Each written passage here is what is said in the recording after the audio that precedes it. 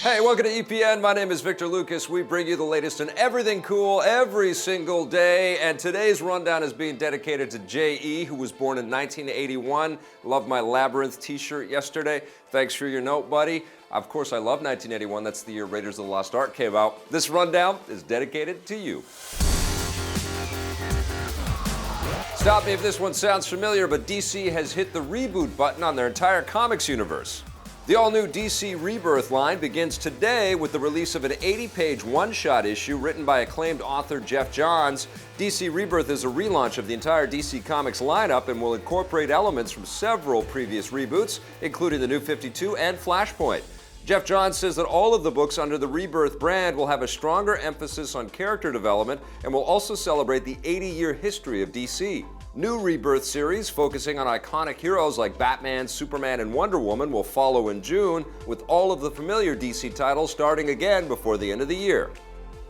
The hilarious sandbox game Goat Simulator is heading to outer space. An all-new expansion for the game titled Goat Simulator Waste of Space launches tomorrow. It gives players a massive new map set aboard an orbital space colony, complete with all the sci-fi references you can think of, and the developers say this is the biggest map yet for the game. You won't just be able to rain down your goatly destruction the old-fashioned way. There's a new space combat feature allowing your goat to fly around and shoot whatever you want. The trailer implies that there will also be a story included with the expansion, but it's unclear how much of a role this will actually play. We'll get to find out tomorrow when Goat Simulator Waste of Space hits the PC, iOS, and Android. The developers have said that they might bring the expansion to consoles, but they haven't made up their minds.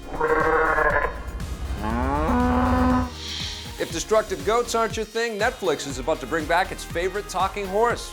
The third season of the adult animated series BoJack Horseman will hit the streaming service on July 22nd, consisting of 13 new episodes. Yes, as always, the entire season will be available at once, so you can check your shame at the door and binge the entire thing in one day.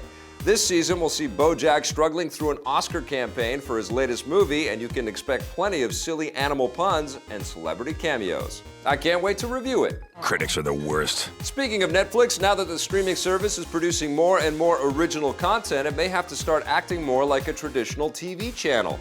The European Union has announced plans to force Netflix and other online providers to make sure that at least 1/5 of the content they show in a certain country is produced in that country.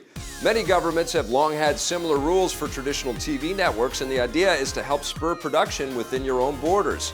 The plan is awaiting approval by EU member states. Change. Agent 47 is back for another deadly assassination next week.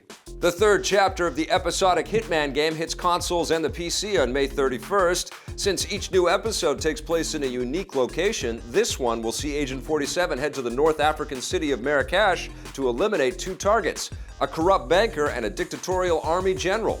Like before, players will be able to take them out however they want and use the city's bustling markets and maze of alleys to their advantage. New online challenges, elusive targets, and escalation contracts are also included in the new episode. Developer IO Interactive says that there will be a total of 7 episodes released throughout the rest of the year, with a complete edition hitting stores next January.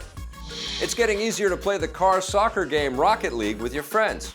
Cross-platform multiplayer between the Xbox One and PC is now available, allowing players on both systems to play with each other in the same match. The game launched on the Xbox One earlier this year, and developer Psyonix have been working to add cross-platform play ever since. The PS4 version of Rocket League already supports cross-platform with the PC, and there might be more cross-platform support yet to come. Psyonix has previously stated that they know how to make cross-platform work between the PS4 and Xbox One, and all they need is for Microsoft and Sony to work out the necessary legal details. This would make Rocket League the first game to allow the two consoles to play together, so fingers crossed that it happens. id Software has successfully revived Doom, and now they might be bringing back another classic shooter franchise. A recent job posting from id Software's parent company ZeniMax Media implies that they're working on an all-new Quake game. No official announcement has been made, but given the success they've had with the new Doom and Wolfenstein games, making a new Quake seems like an obvious next step. The original Quake was released back in 1996 and was one of the first fully 3D shooters, helping to kick off and popularize the online shooter genre. There have been a handful of sequels and spin-offs since, the last one being Enemy Territory Quake Wars in 2007. An online-only remake of Quake 3 called Quake Live was released in 2010. If a new Quake game is on the way, it's likely in the early stages of development, so don't expect to play it for at least another few years. And that wraps us up for the rundown. Thanks for watching, everybody. We'll be back again with a brand new one tomorrow.